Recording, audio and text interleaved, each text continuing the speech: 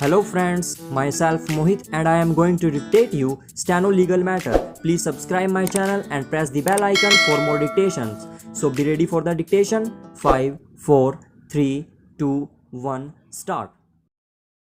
We may add that the owner or the employer of a project having authored the tender documents is the best person to understand and appreciate its requirements and interpret its documents. Stop. The constitutional courts must defer to this understanding and appreciation of the tender documents unless there is malafide or perversity in the understanding or appreciation or in the application of the terms of the tender conditions. Stop. It is possible that the owner or employer of a project may give an interpretation to the tender documents that is not acceptable to the constitutional courts, but that by itself is not a reason for interfering with the interpretation given. Stop. This court sounded a word of caution in another judgment reported as Silpi Constructions Contractors versus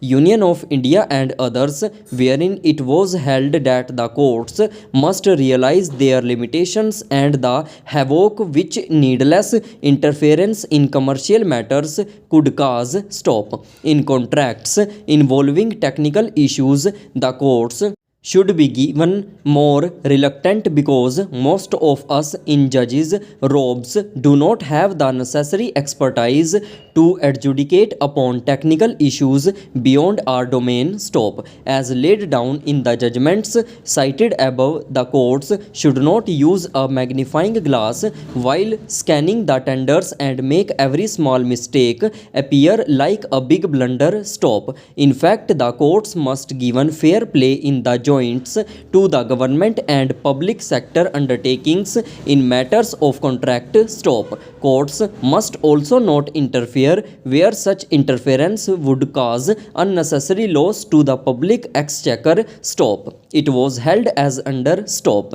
This court, being the guardian of fundamental rights, is duty bound to interfere when there is arbitrariness, irrationality, malafides and bias. Stop. However, this court in all the aforesaid decisions has cautioned time and again that courts should exercise a lot of restraint while exercising their powers of judicial review in contractual or commercial matters. Stop. This court is normally loath to interfere in contractual matters unless a clear-cut case of arbitrariness or malafides or bias or irrationality is made out. Stop. One must remember that today many public sector undertakings compete with the private industry. Stop. The contracts entered into between private parties are not subject to scrutiny under writ jurisdiction. Stop. No doubt the bodies which are state within the meaning